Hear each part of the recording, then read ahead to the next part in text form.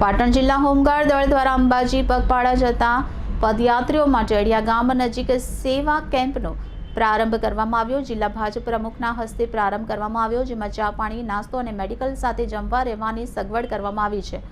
Home guard દળના જવાનો અવિરત સેવા આપશે।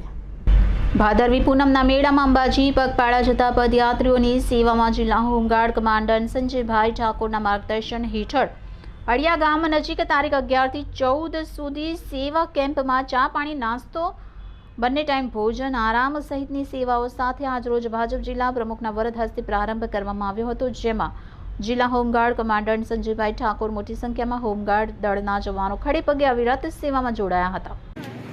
પાટણ જિલ્લા હોમગાર્ડ દળ વતી ભાદરવી પૂનમે માં અંબાના સાનિધ્યમાં દર્શન કરવા માટે સમગ્ર ગુજરાતમાંથી લાખોની સંખ્યામાં લોકો જ્યારે દર્શન કરવા જઈ રહ્યા છે, ત્યારે સમી, હારીજ, રાધરપુર, સાતલપુર, શંખેશ્વર તાલુકાની જનતા માટે પાટણ જિલ્લા હોમગાર્ડ દળ વતી ચા, નાસ્તો, બપોરના જમણવાર, સાંજનો જમણવાર તેમજ મેડિકલ કેમ્પની અમારા ડિપાર્ટમેન્ટ વતી વ્યવસ્થા કરવામાં આવેલી છે।